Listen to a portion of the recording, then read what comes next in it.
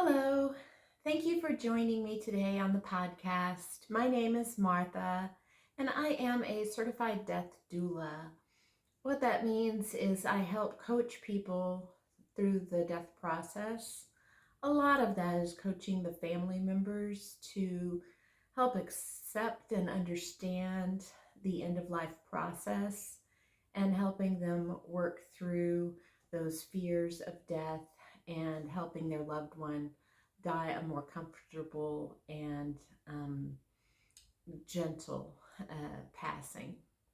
I like to think of myself as a life and death coach because the more I study about death and the understanding of our mortality and the fact that we're all going to die one day. I'm going to die one day.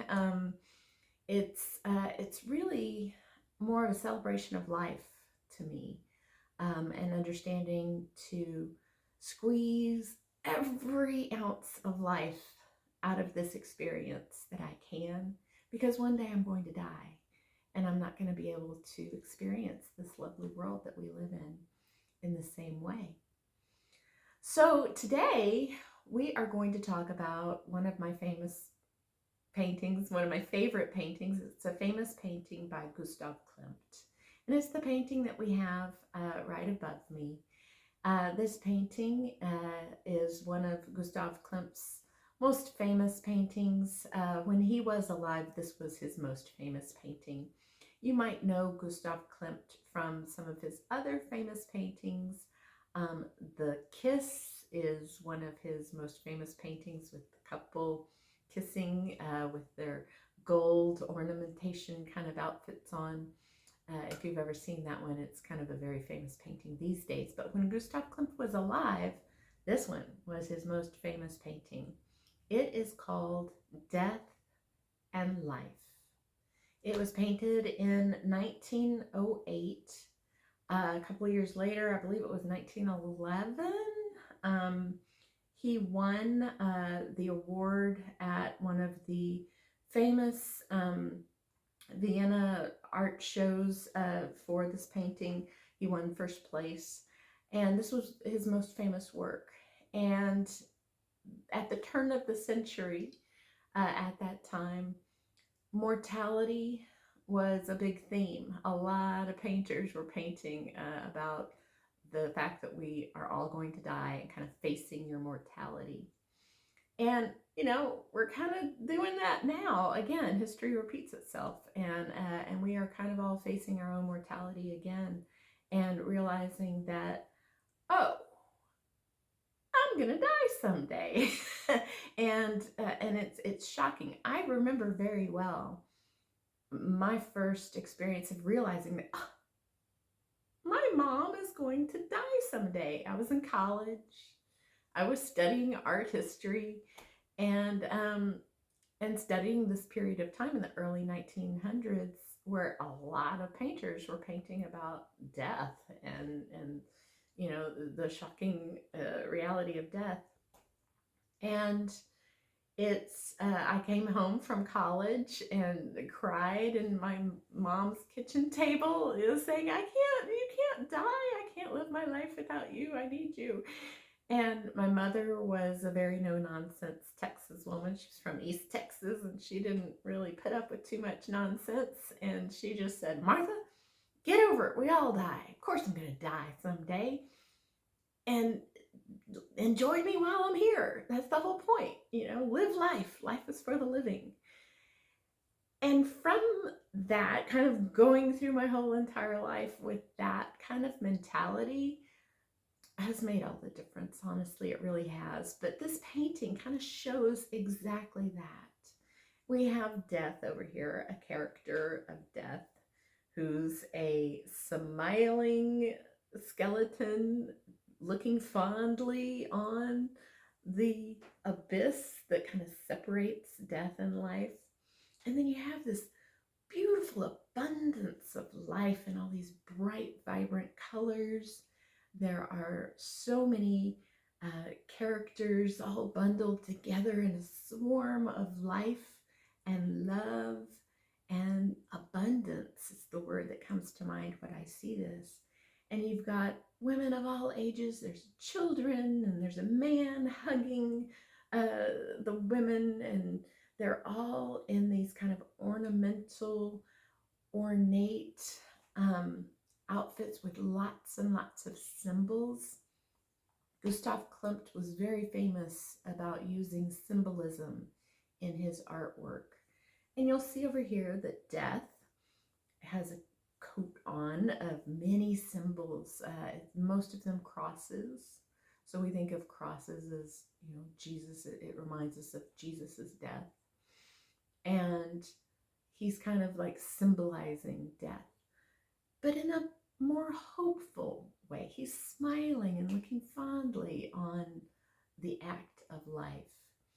And all of these characters over here on the life side are all cloaked in beautiful, ornate symbols of flowers and the abundance of nature. It's kind of like the natural order of things and the abundance of nature. Most of these characters are female.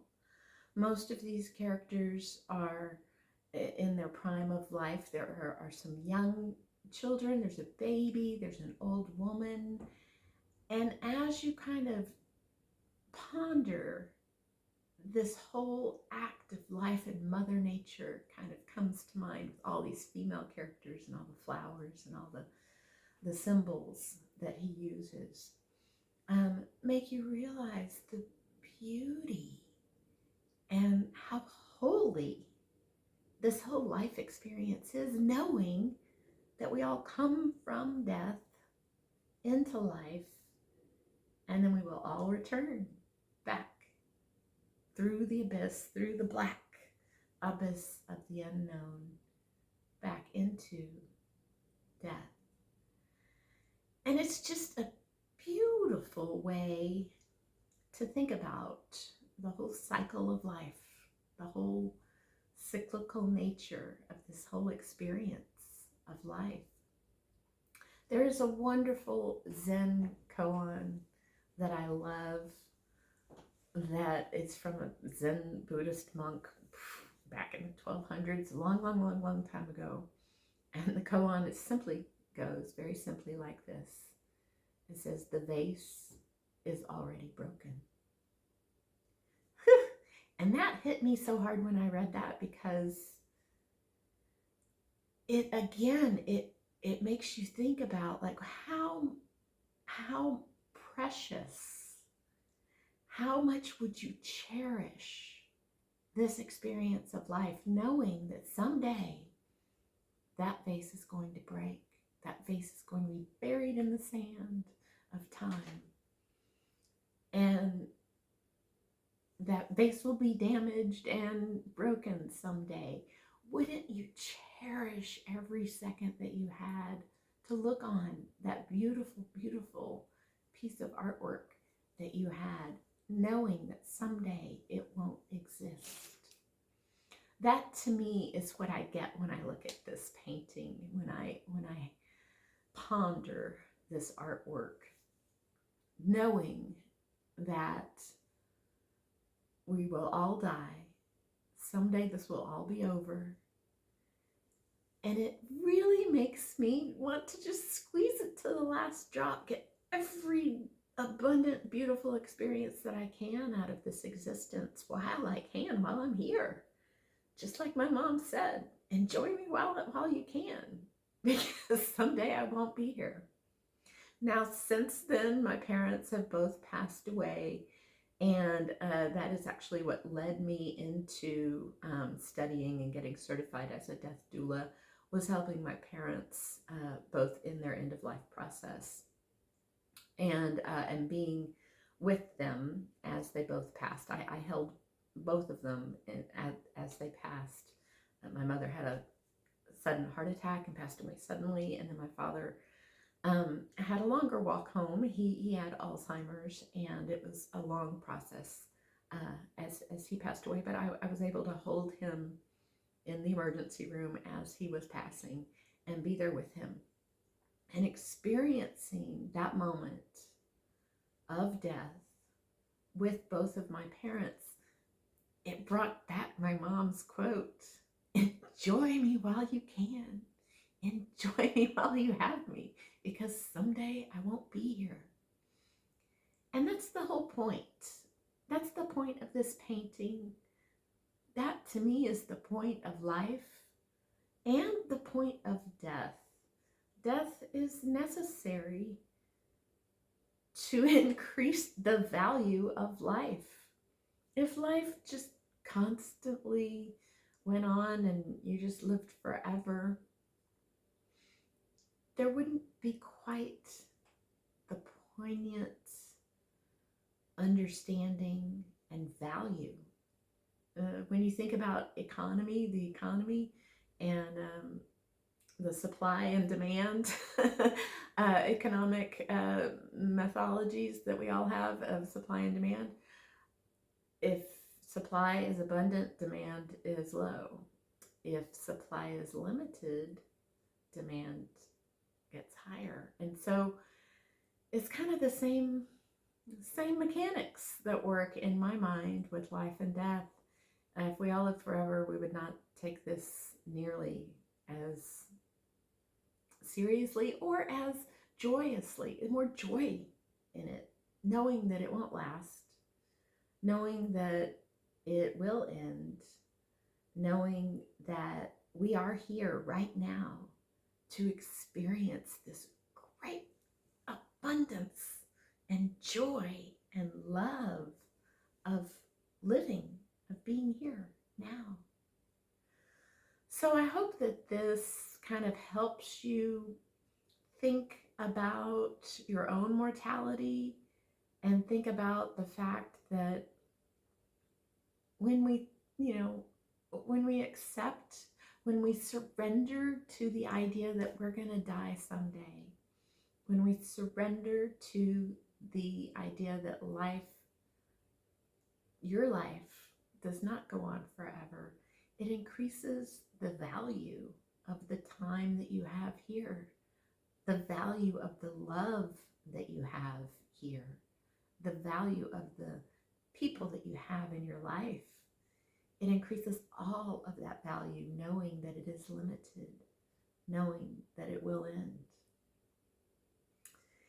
To this extent, it's very important as a coach for people to understand that accepting the fact that you will pass away one day and making those preparations to help your loved ones and those that care for you get through the hard time of your passing, making those final arrangements for your end of life will help them kind of get through this abyss, this dark abyss of the unknown, this abyss of the black unknown, the mystery of it all. Really does help when you get your affairs in order and your paperwork in order, so that they're not going through all of the sorting through finances and sorting through all of your belongings and possessions at the same time that they are grieving this mysterious event that happens to us all. So I would just encourage you to start thinking about it and start pondering your own mortality.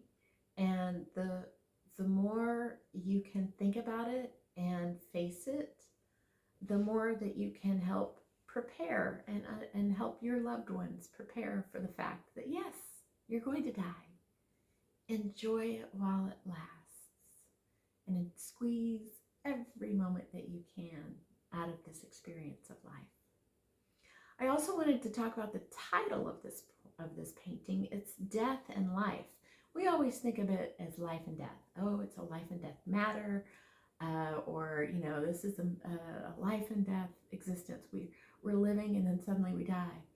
But people don't really think about, where did you come from before you were born? You came from the mystery. You came from this black expanse of the mystery.